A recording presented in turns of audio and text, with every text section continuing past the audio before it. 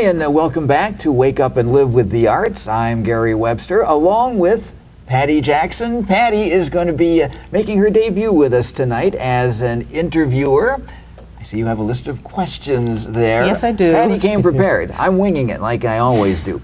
And our guest is Kathleen Russel. Kathleen, thank you so much for being with us this evening. Well, thank you for having me. And the event that you're going to be discussing with us is Parade the Circle. Correct. The Circle being University Circle. Correct. One of the areas that us Clevelanders have so much pride in. How long has this event been going on? About 25 years. It started with a small cadre of artists who got together and decided to have an arts parade, very different than a traditional parade. What they did was they made certain rules. Everything had to be handmade. There were no motorized vehicles, no uniforms that would be traditionally associated with a parade, like a band uniform or a policeman's uniform, and no motorized vehicles except for electric wheelchairs. Since that time, the parade's grown. They've had it every second Saturday in June on Wade Oval through the entire parade route. And now, last year, they had 1,200 participants in the parade itself. 75,000 people watching the parade right there, and it was simulcast around the planet. Now that is interesting. So people on the other side of the world were able to watch Correct. Parade the Circle. Correct. In fact, I know of people in different countries around the world who watched it. How did they manage to squeeze 75,000 people It was- into Wade Oval? It was an amazing experience, very crowded, I must say. Parking was challenging. I'll bet it was. And what is your involvement specifically with this event? Well, I participated by being part of the audience for several years. And every year I went, I thought, wow, this is so exciting. And I wanted to be part of it. And for the first time in many years, I actually had the opportunity to have time in advance to participate. And so I decided I was going to be one of the artists in the parade. And I started planning in January, February, got a group of people together, and we created an entry for the parade. Can you tell us about some of these entries, specifically this entry that you worked so hard on? You said you started working on your idea several months before the event happened. Correct. So what I did was I tried to, the parade has an overarching theme. So for example, this year the overarching theme was branches becoming roots.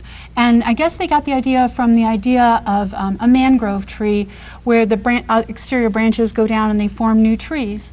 So I decided to use that theme and expand upon it. And one of the things that I found, so my original concept or my vision stems from my belief as a Baha'i in the unity and diversity of humanity. There is, so underlying that is a belief that there's a God who loves us so much that throughout history he has sent messengers or prophets or manifestations of God with the whole purpose of helping humanity to develop spiritually and to grow to become more civilized. So with that came the unity of diversity of religion. So I brought that concept in. There's a quote, "Ye are the fruits of one tree, the leaves of one branch." And so with that quote, I decided to expand the concept of the overarching theme and create a tree canopy. The tree canopy is divided into 9 sections. Each section has a branch that becomes a root and is carried independently because there's no motorized vehicles in this. It was about 12 feet tall, and inside of the curved section of the canopy was a giant medallion, stained glass-like, of a religious symbol. So we had 9 different religious symbols representing the different religions, and when they come together, they form this concept of unity. And then they can be separate, and they can also move independently. So that's basically what the float was, or parade entry. And it sounds like you probably needed the preparation time that you had. You said you started coming up with the idea in January. Right. The parade was in the middle of June? It's always the second Saturday in June. Second Saturday in June, Correct. so we're early to mid-June, which gave you like 5 months to work on this project. Did you find yourself needing just about every day of that preparatory time? Absolutely. Coming up with a concept was not as challenging as I thought it would be. What was really challenging was executing it, because it has to be lightweight, and structurally, how do you achieve these things? And what the museum does, that's absolutely amazing. They create this context for new participants to learn about the different materials. They have artists in residence. They have a studio that you can work in, and a wealth of resources. So they helped take that vision, translate it physically into a reality, helping assist our group translate it physically into a reality. And they even provided guidance and leadership on choreographing. So it wasn't just a bunch of people marching down, the street. And it was actually an amazing process. And Patty, I know you have some things you'd like to ask Kathleen. Yes, I was going to say, you obviously needed a lot of manpower to make this float workable. Correct. Who was your manpower, and how did you achieve it? Well, actually, it was a whole bunch of people. We have a group called Youth in Motion, which is a group of primarily younger people who are involved in community service. And I also pulled in a lot of people. We had some friends of mine, sons who are Boy Scouts, and their parents, and just a wealth of other people who generously donated their time and energy, and I think had a lot of fun in the process. Well, I wonder, what do you think the response of the people who saw the float was? You mentioned that it was the unity of religion. What did you feel was the response? I think the response was overwhelmingly positive. However, I'm also I think that the concept for some people is a very difficult concept, and given the world and the world in which we live and the conflicts that exist, I do think that I'm sure there are some people that found it disturbing, but I think that we're ready for this, and if we're not ready for it, we need to be ready for it, because we really have to come together. We live on one planet. We are diverse groups of people. And yet, we're organically united. And fundamentally, we're spiritually united as well. And I think arts have a huge role to play in this. Sort of guessing at what the response was, I take it that would mean that there wasn't any actual feedback or any way for the people who were watching the floats go by to let you know, other than immediate feedback like cheering or things of that nature. That was the only kind of feedback that you were receiving. Correct. Now, how can an art group who would like to be a participant in next year's Parade the Circle, how could they go about? Is there an entry fee, an entry form? How is that done? Well, there's two different ways they can be involved in it. The first part is to contact the Cleveland Museum of Art directly. I believe Nan Eisenberg is the contact person for the museum. There's, I believe, a nominal fee involved in participating, but they provide a wealth of workshops and resources, a lot of material resources for groups that want to be involved. And there's community outreach as well.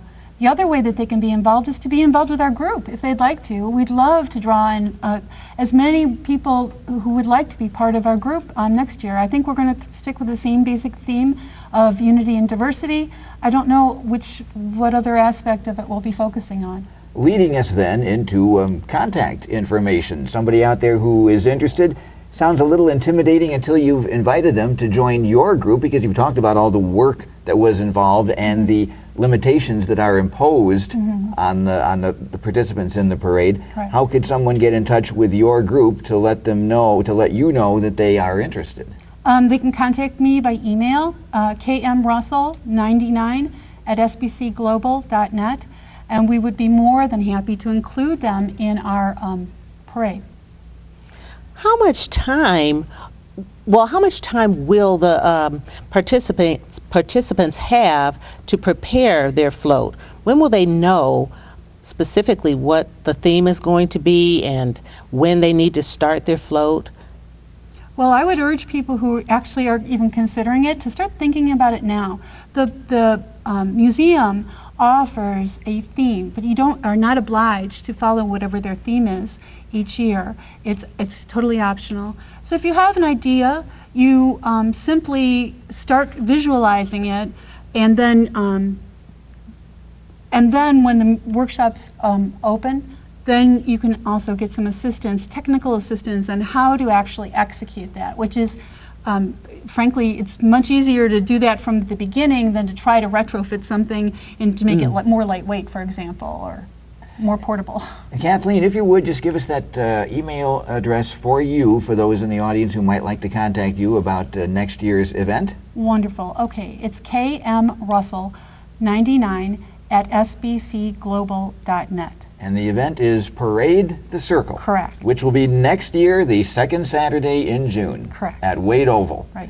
And Kathleen Russel, thank you for joining us on Wake Up and Live with the Arts, and good luck with next year's float for Parade the Circle. Thank you so much. And we will be back with more of our Wake Up and Live program coming up.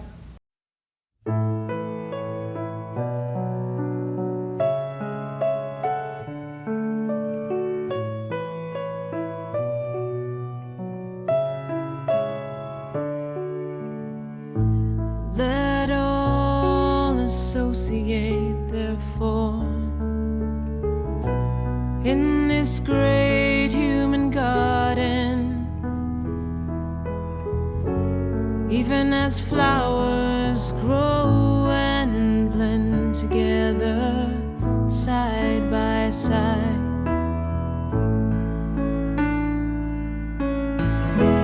Love ye all religions and all races with a love that is true, true and sincere, and show that love through deeds, and show that love. Let all associate, therefore, in this great human garden, even as flowers grow and blend together side by side.